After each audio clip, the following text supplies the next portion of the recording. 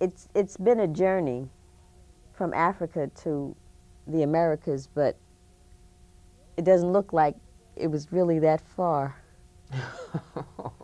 In the work?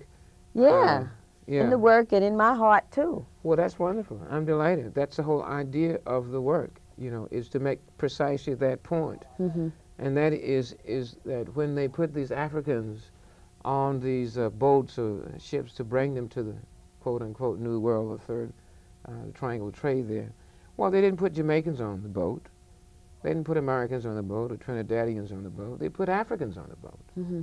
I mean, and this cultural consciousness is the issue that most of us have been concerned with, my generation, re-identifying with this African ancestry and Mm-hmm. African past.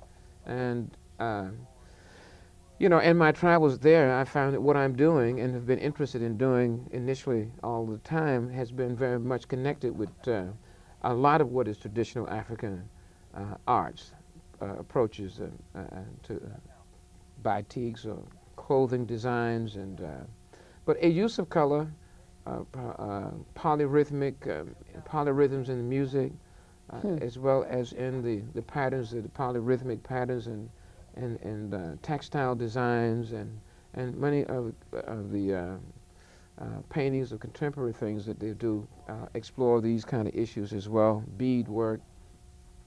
And those kind of folk art instances and artworks have had some impact on my adaptation of these things. But I find that they're very much a part of who we are as African Americans, or Mm-hmm. as Americans of African descent, that, you know, if you're in touch with your spiritual essence or roots, you will certainly express essentially what connects you with your historical and cultural background. And when I was in Nigeria, exhibiting in Nigeria, the scholars there and professors at the universities and individuals involved in the art felt very much at home with my paintings and my imagery. They thought it was very contemporary African expression, they thought. And again, they felt that they gave me a Yoruba name, Ayodele, which means joy comes home.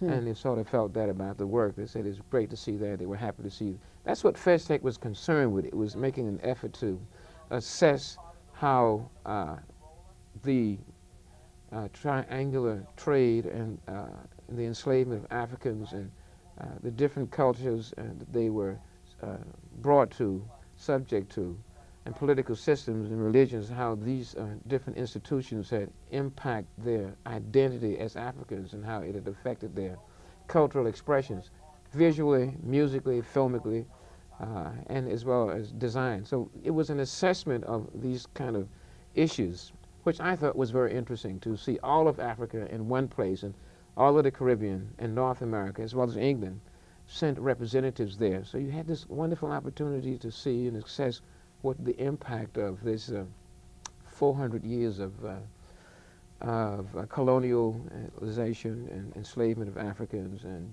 emancipation of Africans in the Western Hemisphere, how it impacted their cultural consciousness and expressions. And so these images sort of grow out of that sense and that dynamic.